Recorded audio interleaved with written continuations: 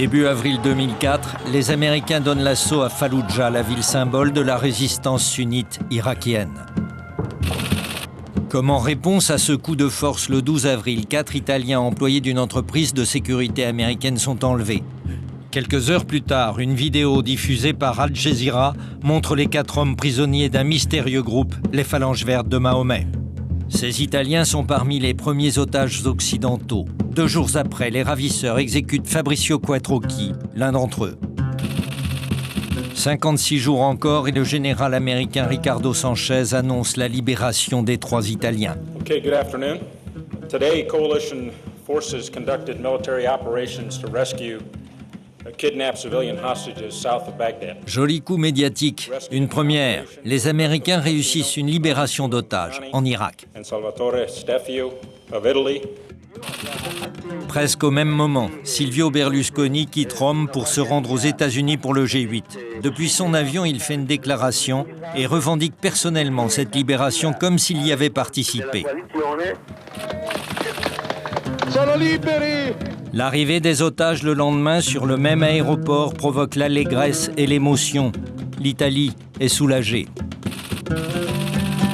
8 jours plus tard, la RAI diffuse 23 secondes d'images de mauvaise qualité qui avaient été tournées par l'armée américaine au moment de l'assaut du commando.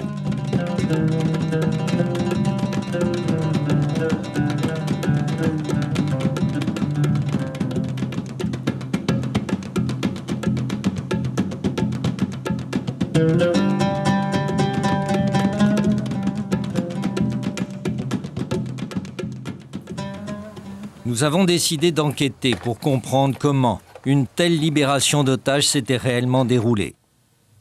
En regardant avec attention les images diffusées par la RAI, nous nous sommes posé quelques questions. D'abord 2 constats, il n'y a pas de son, la caméra semble accrochée au casque d'un soldat. En haut à droite, un hélicoptère survole les lieux. L'endroit semble désert. Retour en arrière. Où sont les ravisseurs, les gardiens des otages? Certains, d'après les Américains, auraient été arrêtés, nous n'en voyons aucun. Vitesse réelle, les commandos américains s'engouffrent dans un couloir comme s'ils savent où ils vont. Arrêt sur image, une silhouette semble diriger les autres dans l'obscurité, donc d'autres hommes étaient arrivés avant ce groupe. Ensuite, les images sont coupées. Puis on nous montre au ralenti et 2 fois de suite quelques secondes où l'on voit 2 otages, l'un lève le pouce. Au premier plan, une grosse pince. Nous ne verrons pas le moment où elle coupe les chaînes des menottes. Beaucoup d'images ont été supprimées, comme s'il y avait des choses à ne pas montrer. Il ne reste que 23 secondes, extraites d'un film certainement plus long.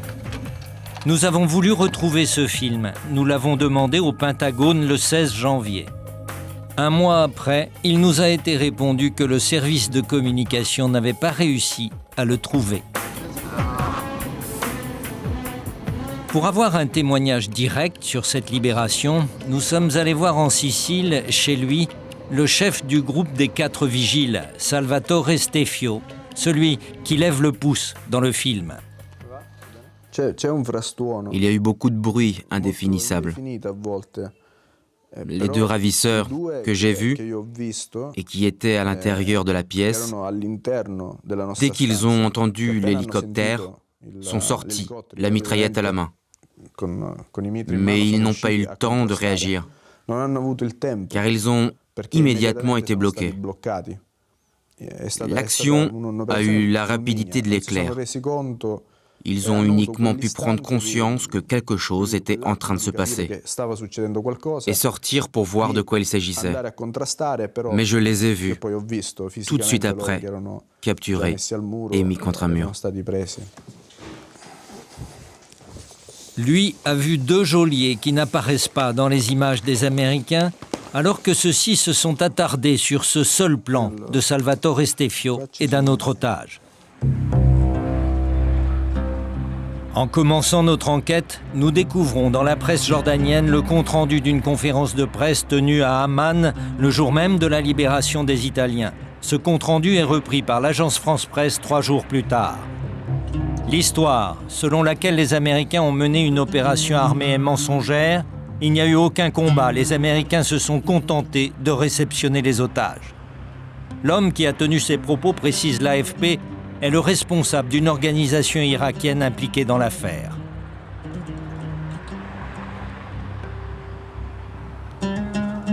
À Paris, nous avons rendez-vous avec un homme qui affirme avoir été le chef d'orchestre de cette libération.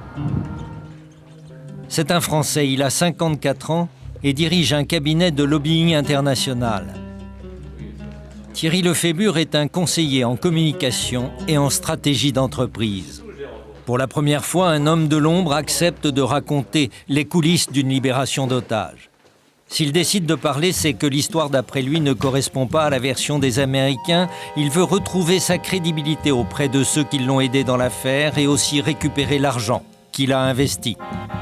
Thierry Lefébure est depuis longtemps introduit dans les cercles du pouvoir.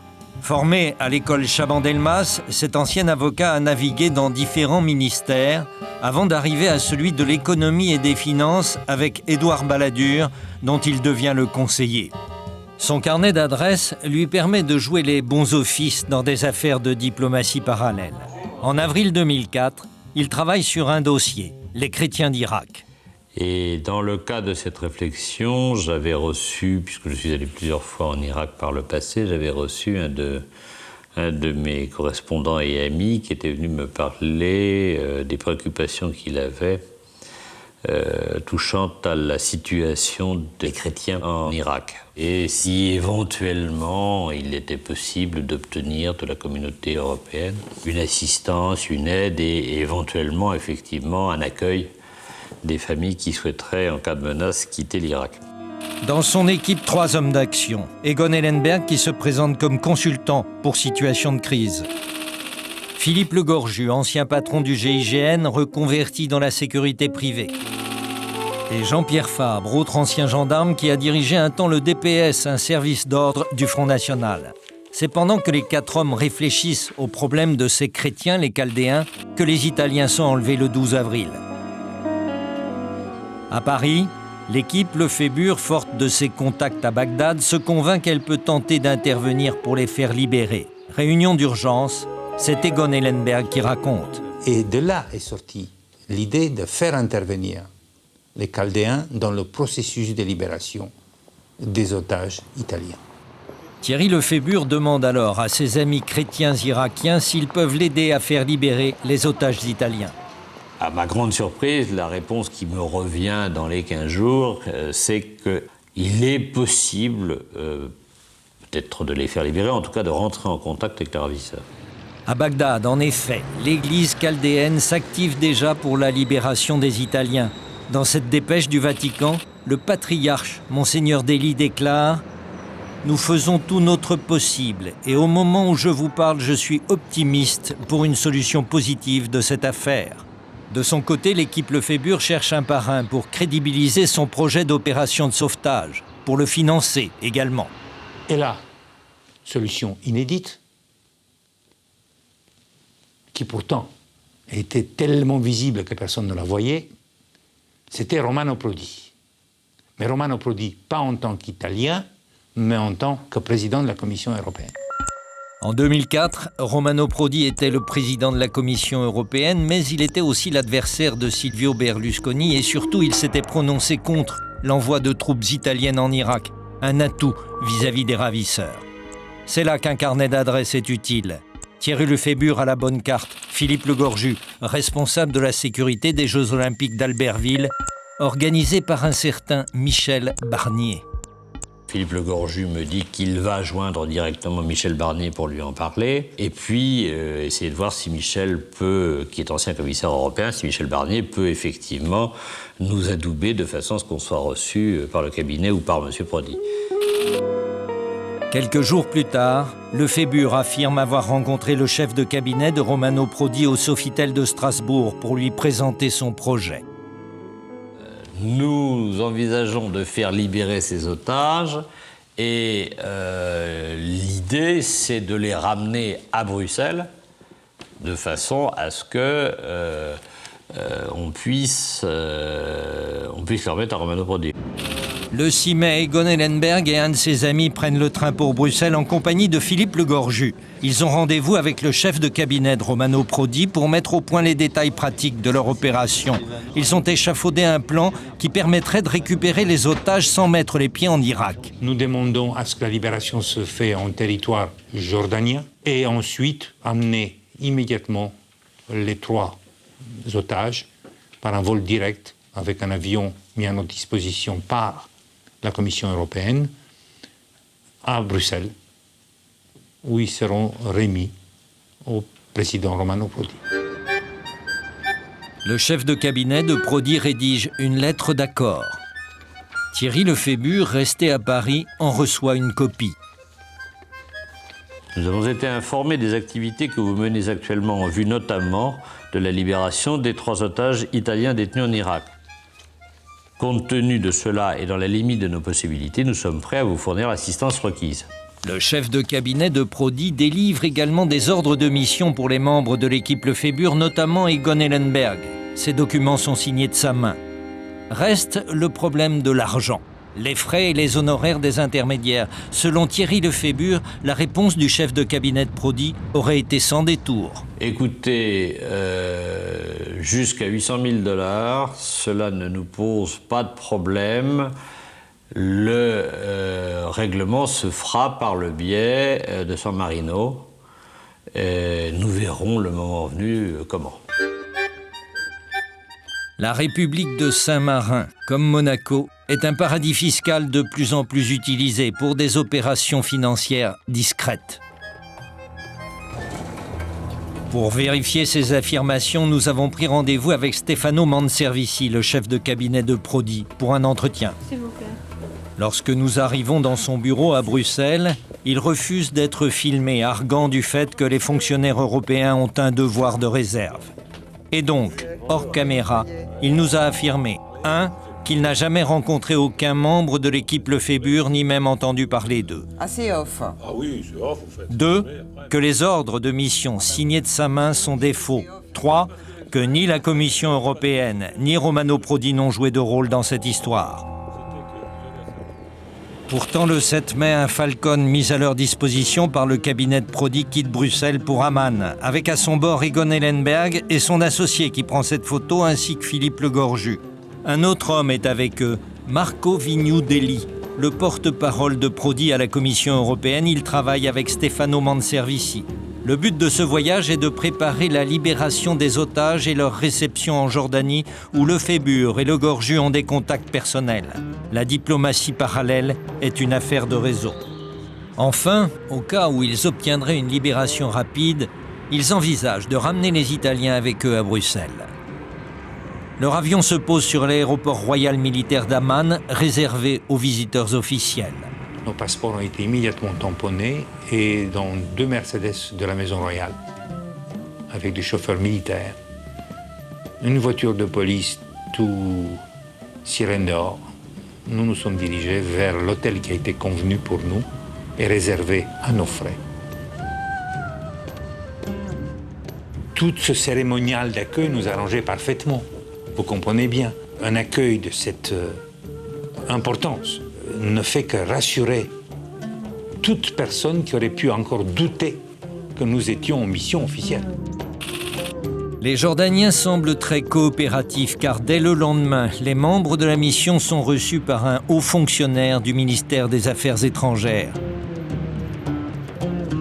Tout semble marcher comme il l'avait rêvé. Egon Ellenberg appelle à Bagdad le patriarche de l'église chaldéenne qui s'active pour cette libération. Le ton sur lequel Monseigneur Deli répond laisse comprendre que quelque chose ne va plus. J'ai eu l'impression au téléphone que mes propos ne pouvaient pas avoir la réponse que j'attendais. Il y avait une gêne évidente de la part de Monseigneur Deli. Egon Ellenberg prend conscience du fait qu'on s'est gouré. On s'appuie sur les mauvais religieux, donc on s'attendait à ce que les Monseigneur Deli nous mettent en rapport avec, et on s'aperçoit que c'est pas lui, donc c'est pour ça que c'est pas la peine qu'on reste là-bas, objectivement. Le Falcon 900 repart donc pour Bruxelles 48 heures après son arrivée, sans les otages. Nous avons voulu savoir si Monseigneur Delhi, le patriarche de l'Église chaldéenne, pouvait, lui, nous parler de son intervention dans cette affaire. Nous sommes donc partis pour Bagdad. Monseigneur Delhi, au téléphone, nous avait déconseillé de venir, tout en nous disant que la porte de l'évêché nous serait toujours ouverte. L'aéroport paraît paisible. Seul un panache de fumée signale l'explosion récente d'une bombe. Bagdad et sa hantise des attentats ou des voitures piégées. Bagdad et ses grands murs de béton pour protéger les maisons des nouveaux notables. Un contrôle, quelques minutes plus tard. Notre caméra est repérée, elle suscite immédiatement la méfiance. Je viens voir le Monseigneur Delhi. Nous savons que les Irakiens qui veulent rester ici et en vie doivent être très prudents, comme Monseigneur Delhi nous l'a fait comprendre. J'ai fait mon devoir. Et mon devoir est d'aider tout le monde. Tout le monde, même n'importe qui. Pas seulement les Italiens, les Français. J'ai fait même pour les Français aussi. J'ai téléphoné ici et là pour les aider, pour les libérer. Après ces formules très diplomatiques, il reconnaît qu'il n'a pas pu faire grand-chose, sinon demander de l'aide à d'autres religieux. Je suis allé plusieurs fois avec les chefs chrétiens, chez les chefs musulmans. Nous sommes rencontrés avec les ulama. Nous les rencontrons quand il y a besoin ou quand nous voulons quelque chose. Merci. Que le Seigneur vous bénisse. Bon.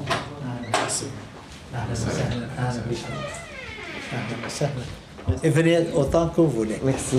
Soyez. La porte, vous connaissez maintenant. Oui, merci beaucoup. À très bientôt. Portez-vous bien. Ce n'est donc pas chez Monseigneur Delhi que nous aurons les détails du voyage à Amman de l'équipe Lefébure. Retour à Bruxelles, où nous avons obtenu un rendez-vous avec Marco Vignoudeli, le porte-parole de Prodi à la Commission européenne, l'homme sur la photo dans l'avion avec Ellenberg et Le Gorju. La rencontre se passe dans la cafétéria du service de presse de la Commission. Il dément avoir été du voyage d'Amman. Je n'ai jamais été dans ma vie en Jordanie. Vous me dites que vous n'étiez pas. Alors, il y a une photo. Madame, montrez la C'est photo. un trucage. Je crois que oui, parce que je n'ai jamais été là. Alors, Oui. c'est un montage, bien sûr. C'est un montage. Personne ne va faire un montage pour une chose comme ça petite. Il signifie que vous n'avez pas cette photo-là. C'est impossible. C'est impossible. C'est un montage, mais on ne peut pas faire un montage. Pourquoi? Madame, je vous répète ce qui a été déjà dit. Nous ne savons pas de ça que vous parlez. Ça, c'est en vérité. Si c'est vrai ou pas, ça, c'est une autre chose. Pourtant, la photo existe, mais l'homme qui était dans l'avion qui est allé à Amman le 7 mai 2004 est soudainement frappé d'amnésie. À Paris, malgré les ratés de cette première mission pour libérer les otages italiens avec l'aide des chrétiens de Bagdad, Thierry Lefébure ne s'avoue pas vaincu, il cherche d'autres intermédiaires. Donc, mon problème, c'est de trouver un allié et d'avoir la possibilité de mettre en place un mécanisme de négociation cohérent. Et donc, mon correspondant me propose de rencontrer un réfugié irakien qui est à Paris, qui est un responsable politique irakien important, qui serait susceptible de nous aider dans cette mission. L'homme politique important s'appelle Abdul Amir al-Rekabi. Cet Irakien d'une grande famille chiite respectée est porte-parole d'une tendance de l'opposition en Europe et un représentant du Kondi, un petit parti politique comptant des intellectuels opposés à la présence américaine en Irak. Pas très connu en France, Abdul Amir al-Rekabi a par contre été reçu au Japon par le Premier ministre. Il voulait dissuader ce dernier d'envoyer des troupes en Irak. C'est ainsi que nous rencontrons celui qui s'était élevé contre la version américaine de la libération des otages dans la dépêche du 11 juin 2004. Il maintient sa version. Les Américains n'ont fait que récupérer des Italiens déjà libres. Mais quelles preuves peut-il nous donner? Des preuves, j'en ai. Sinon, je n'aurais pas fait cette déclaration officielle. C'est ma crédibilité politique qui est en jeu. J'ai appris qu'ils allaient être libérés avant même que cela ne soit rendu public. C'est ce qui s'est vraiment passé. Je suis formel. Monsieur Rekabi ne donne pas plus de détails. En dire plus mettrait en danger ceux qui ont travaillé en Irak. Il nous confirme par contre que c'est un chrétien irakien qui lui a demandé d'intervenir au nom de la Commission européenne.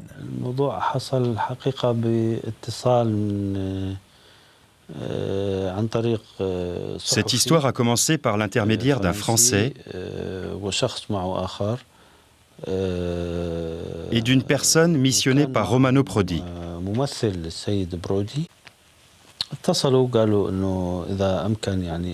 Ils m'ont contacté pour me demander s'il était possible de participer à la libération des otages italiens. La rencontre avec Ellenberg, qui se présente au nom de l'Europe, est pour cet intellectuel irakien une bonne opportunité. Je me suis dit que nous avions une carte politique importante à jouer. Romano Prodi pouvait peut-être nous aider à organiser l'Assemblée constituante irakienne. Ainsi, l'Europe aurait donné une visibilité internationale à son petit parti, le courant d'opposition nationale démocratique irakien. Pour localiser les otages, il alerte ses réseaux. Nous avons envoyé une personne en Irak.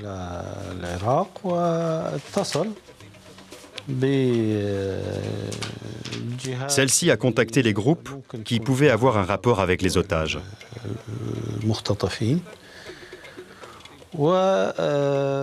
Cette personne a réussi à les contacter directement. Devant ces affirmations surprenantes, nous décidons de partir sur les traces de son émissaire. Abdoulamir al-Rekabi accepte de nous aider, mais nous met en garde. En Irak, tout le monde sait à peu près tout, mais on ne parle pas aux étrangers. À Bagdad, un de ses amis va nous servir de guide pour entrer en contact avec les groupes de pression qui seraient intervenus pour les Italiens. Nous le retrouvons à un carrefour.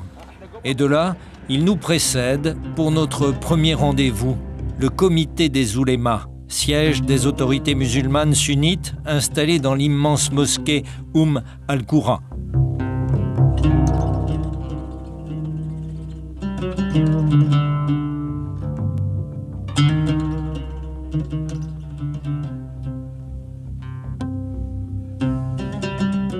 Pour arriver jusqu'au président des oulémas, l'homme le plus important de la communauté sunnite, il faut franchir nombre de barrages et de contrôles.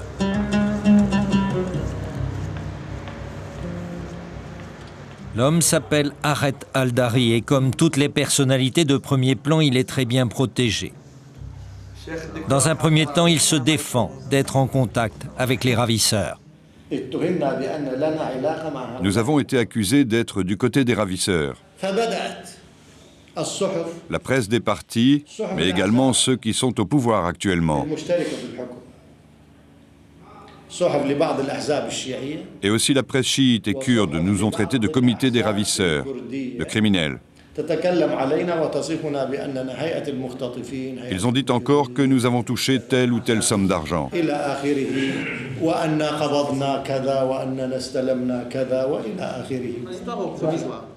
L'heure du thé passée, malgré ces réticences, nous arrivons enfin à la question des otages italiens. Lorsque j'ai entendu parler de cette prise d'otages, j'ai proposé à mes confrères de faire une déclaration dans laquelle nous appellerions à leur libération, à ce qu'ils soient bien traités, à ce qu'il ne leur soit fait aucun mal, conformément aux lois et aux principes de notre religion.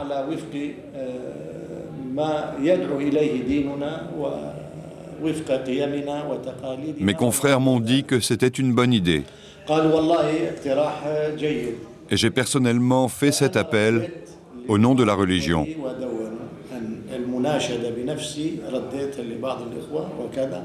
Il ne veut pas nous en dire plus, mais en se réfugiant derrière les déclarations publiques qu'il a effectivement faites, il ne laisse aucune prise aux Américains. Impossible de l'accuser de lien avec les ravisseurs. Traverser Bagdad n'est pas facile, ne serait-ce que pour trouver de l'essence dans des stations ne fonctionnant que durant les 2 heures d'électricité quotidienne.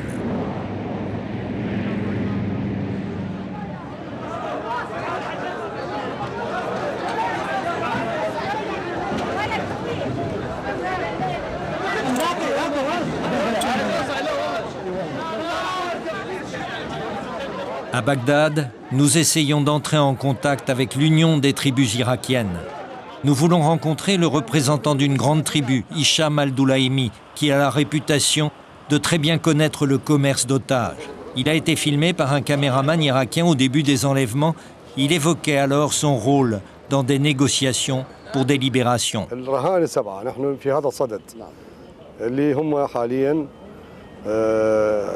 عند الجيش السري الإسلامي كتائب الرايات السود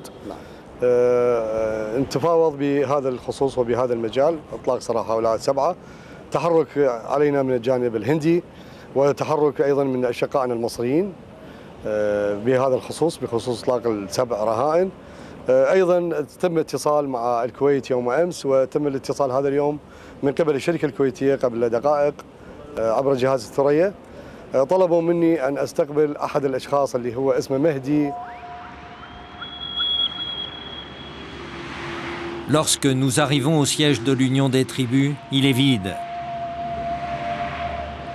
Nous apprenons qu'Hicham al-Doulaimi a été arrêté avec un de ses fils discrètement par les Américains chez lui il y a quelques semaines. Son frère aîné dit que la famille n'a pas voulu ébruiter l'affaire. Il nous raconte comment les choses se sont passées. Les Américains sont venus en voiture blindée. C'est Hicham qui leur a ouvert la porte. Ils sont entrés, ils étaient les bienvenus. On s'est installé au jardin pour boire le thé. Ensuite, ils lui ont demandé de les suivre pour un entretien qui ne devait pas durer plus d'1 heure. Détenu plusieurs mois sans chef d'inculpation, il a été libéré il y a quelques semaines. Pour les otages italiens et toujours d'après son frère, Hicham al-Doulaimi aurait joué un rôle. Il est très clair que Hicham a eu une très grande influence pour la libération des otages. Tout le monde le sait. Les Irakiens savent très bien ce qu'il a fait. Les Irakiens savent, mais nous n'apprendrons rien de concret. À Paris, Rekabi refuse lui aussi de nous dire précisément quels sont ses contacts réels en Irak, mais il prétend que le 1er juin, 48 jours après la prise d'otage, un message en provenance de Bagdad lui annonce un contact avec les ravisseurs. D'abord, nous avons reçu la promesse qu'ils allaient bien et qu'ils étaient à l'abri.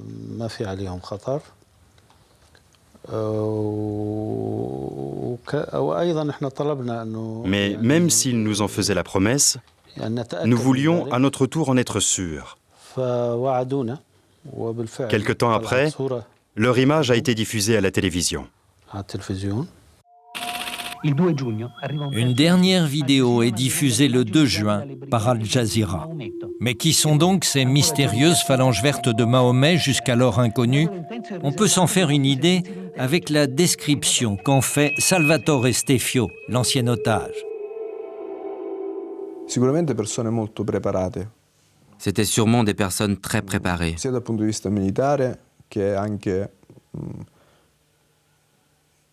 Du point de vue militaire, ainsi que du point de vue des prisonniers. Donc, des gens qui, dans tous les cas, au mieux étaient probablement des officiers ou quelque chose de similaire. Donc, des personnes compétentes. Dans les rues de Bagdad, il y a longtemps que la rumeur accuse d'anciens militaires de l'armée de Saddam Hussein, aujourd'hui au chômage, de pratiquer les enlèvements.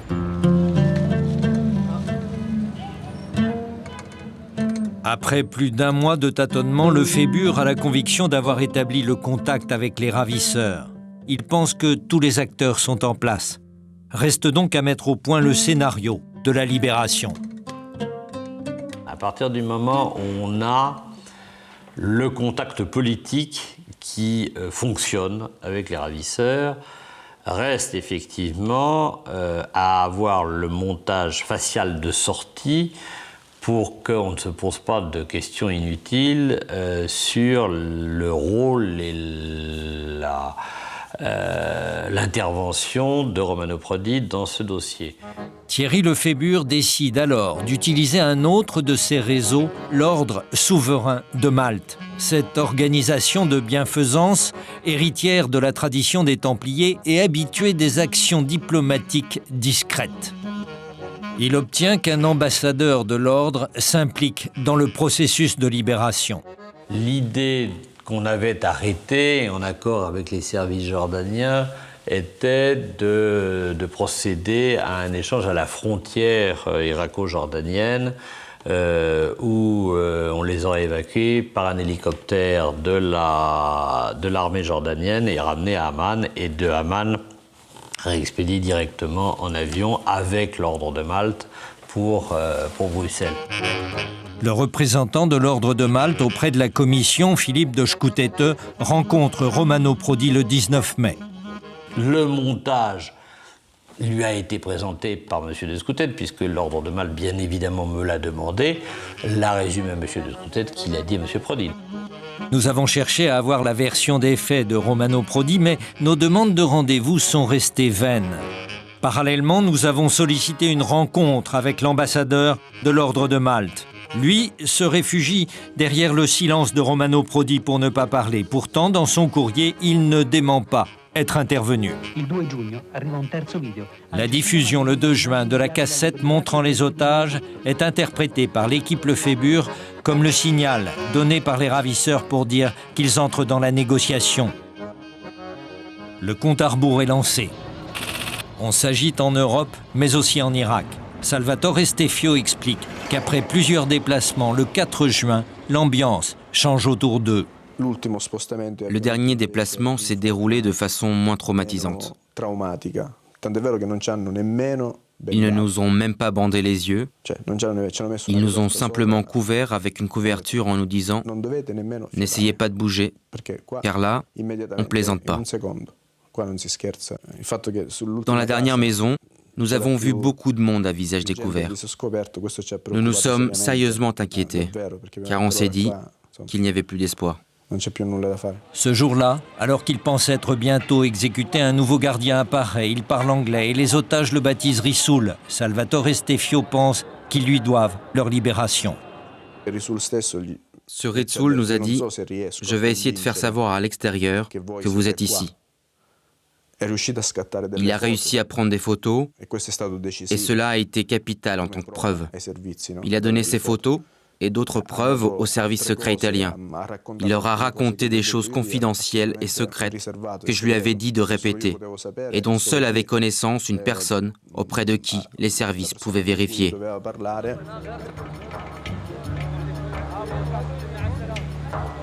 À ce moment-là, entre Bagdad et Paris, les négociations prennent un autre tour. On commence à parler argent. Le grand problème qu'il y a, c'est qu'évidemment, vous avez beaucoup de petits intermédiaires qui se disent que pourquoi pas toucher de l'argent au passage, n'est-ce pas ? En passant, si je peux avoir, bon, et chacun y va de je veux 15 000 $, et puis je veux 10 000 $, et puis je veux 50 000 $. Bon.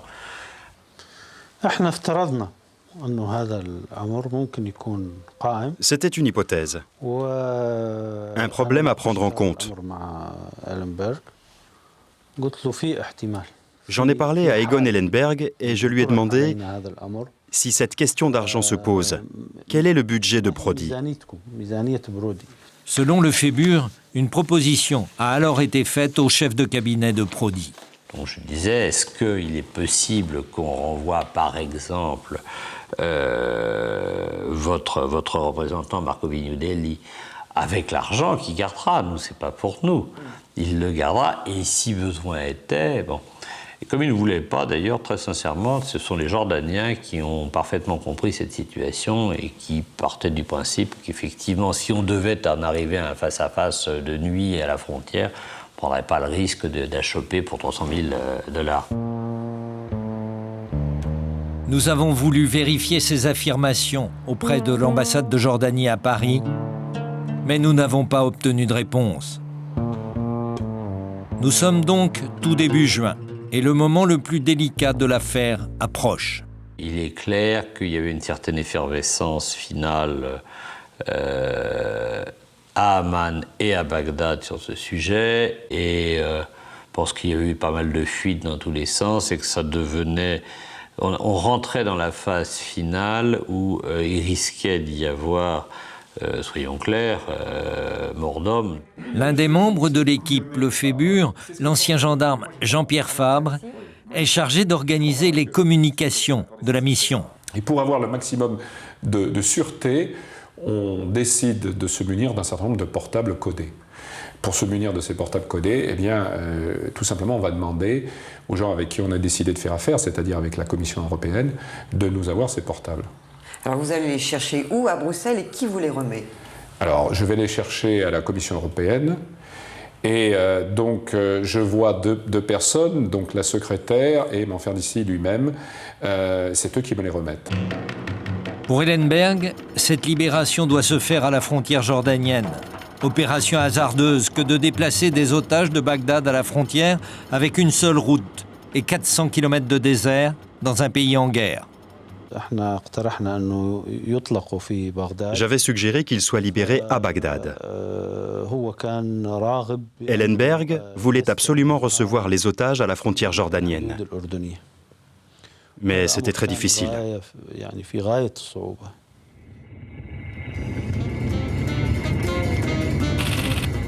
Le 6 juin, 2 jours avant la libération des otages, Egon Ellenberg et Abdulhamir al-Rekabi s'envolent pour Amman.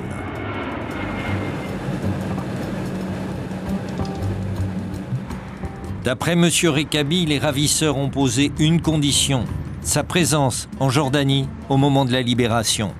On est arrivé donc à l'hôtel Royal avec cette voiture du ministère.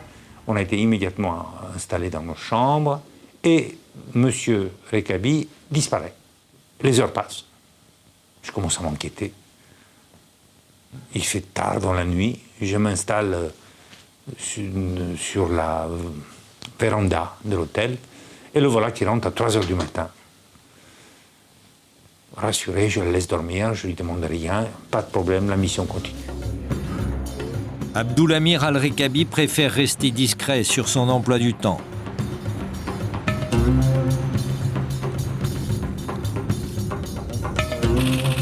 Le lendemain, le 7 juin, à la veille de la libération, rien ne va plus. Les téléphones cryptés de la Commission européenne ne fonctionnent pas. Et Rekabi apprend que les otages ne pourront pas être acheminés à la frontière jordanienne, mais qu'ils seront libérés dans la région de Bagdad. De retour à l'hôtel où l'attend Egon Ellenberg, Rekabi reçoit à 22h un dernier coup de téléphone. Mes contacts à Bagdad m'ont informé du lieu de leur libération. Ils m'ont dit qu'ils seraient libres dans quelques heures.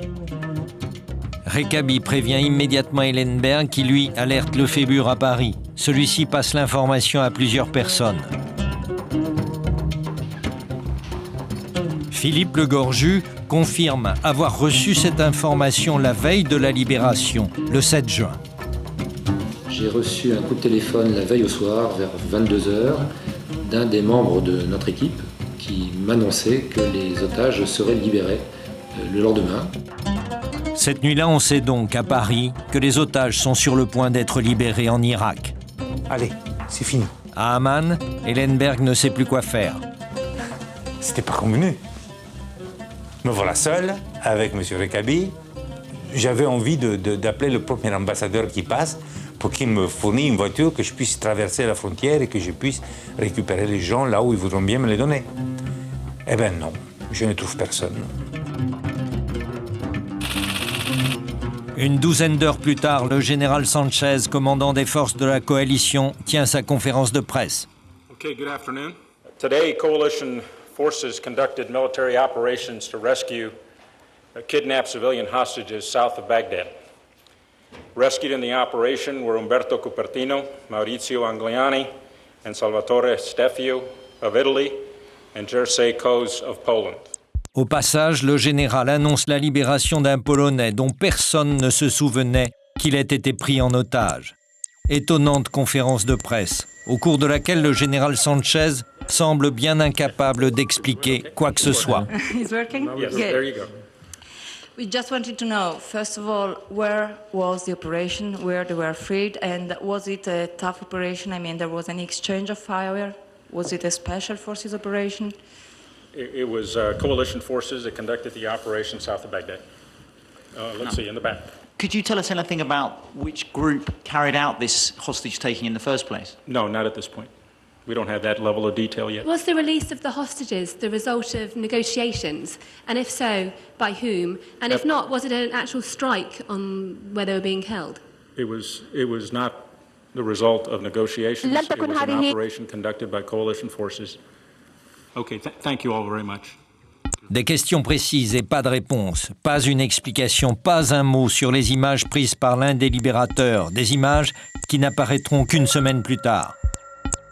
Lorsqu'il entend ces déclarations à Amman, où il se trouve encore, Rekabi est interloqué. Rien ne correspond à ce qui lui a été rapporté depuis Bagdad. Moi, ce que je savais, c'est qu'ils avaient été libérés dans un endroit, que le commissariat de police avait été prévenu et que celui-ci avait à son tour prévenu les Américains. Ils ont été libérés dans une maison déserte. Les Américains sont arrivés et les ont juste récupérés. À Bagdad, d'autres personnes très bien informées, par exemple le président des oulémas, nous confirme avoir obtenu une version des événements comparable à celle de M. Rekabi. Les troupes américaines ne sont pas arrivées aux otages par leurs propres moyens, mais grâce à des personnes qui leur ont indiqué où ils étaient. Elles ont récupéré les otages sans la moindre résistance, car il n'y avait aucune surveillance.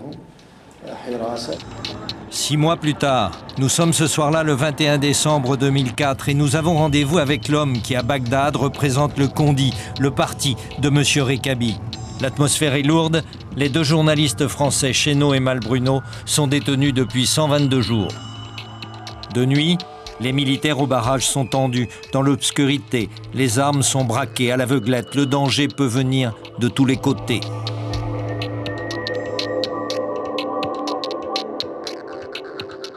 Le docteur Saleh, le secrétaire général du Condi, nous reçoit chez lui. Il a accepté de nous parler de son rôle dans cette libération.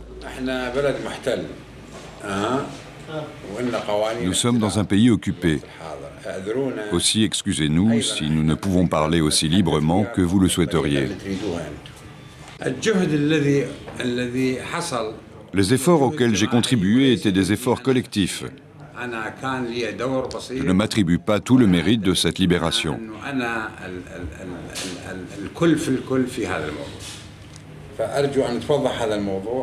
Je veux que vous expliquiez bien que nous avons travaillé ensemble, et je ne veux pas entrer dans les détails.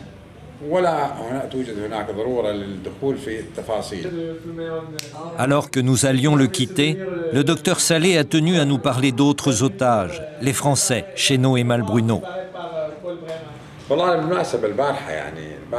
Hier, un ami m'a dit que les tractations pour la libération des otages français sont en train d'aboutir. Mais moi, je ne veux pas trop m'avancer. Je ne veux pas faire de déclarations prématurées à la presse pour ne pas faire échouer cette libération. Mon ami est très optimiste et je vais lui demander de vous accorder un entretien. Le lendemain de notre entrevue, le 22 décembre 2004, Christian Chesneau et Georges Malbruno étaient libérés. Le docteur Saleh était bien informé.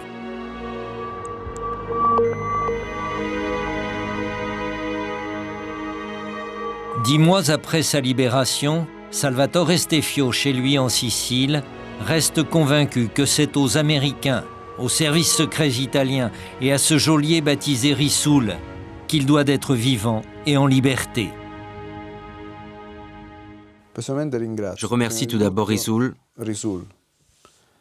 le gouvernement italien, les services secrets et bien évidemment les Américains pour leur action sur le terrain, car l'action a été concrètement réalisée par les Américains.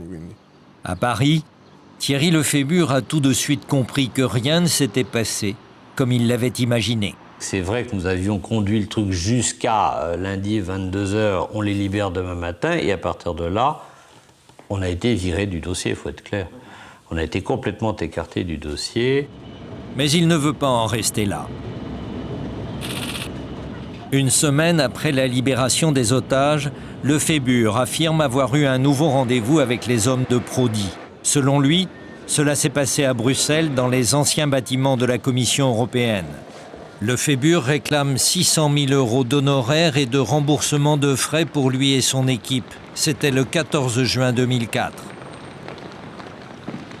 Ce débriefing se passe plutôt jovialement avec Marco Vignudelli, de façon extrêmement sérieuse et froide, avec Stefano Manservisi, mais si je puis dire très, très cordialement, sans problème, jusqu'au moment où effectivement je fais allusion à la solution, enfin au débriefing financier, situation qui s'arrête net, puisque à ce moment-là il me répond que, conformément à ce qu'il a toujours répété, il n'est pas en situation de pouvoir assumer un quelconque financement. Nous avons relancé Romano Prodi quant à son rôle dans cette affaire des otages italiens. Son porte-parole, Riccardo Franco Levi, nous a transmis par fax une réponse sibylline, mais qui confirme la mission. Le président Prodi a été sensibilisé par une source très autorisée. Ensuite, le président a informé pas à pas le ministre de l'Intérieur de la République italienne. De son côté, ce ministre de l'Intérieur, M. Pisanu, s'est exprimé dans le journal La Repubblica le 13 juin. Il condamnait toute négociation parallèle en ces termes. Il y a des escrocs italiens et étrangers qui ont tenté de s'introduire dans ces événements pour en tirer des avantages matériels et politiques. Il s'agit de certains mouvements révolutionnaires qui s'en sont remis à une initiative privée. Tout cela n'empêche pas Lefébure d'affirmer que c'est grâce à son initiative que les otages sont libres. Je continue à penser que l'essentiel de la mission était quand même de les ramener vivants, et donc c'était le cas. Quant au fait qu'on n'ait pas respecté notre scénario, ça me paraissait très secondaire. La règle du jeu en termes de diplomatie parallèle est impitoyable. Il ne peut y avoir qu'un seul gagnant et un seul scénario. Les gagnants de l'opération sont ceux qui ont montré cette libération à la presse, car dans ce genre d'affaires, la victoire est avant tout médiatique. Nous avons sollicité un entretien avec le général Sanchez pour essayer d'éclaircir cette histoire de libération et tenter de savoir ce que contiennent les images qui n'ont pas été montrées. Le général nous a fait répondre qu'il ne pouvait pas nous recevoir car il était très occupé dans les prochains mois.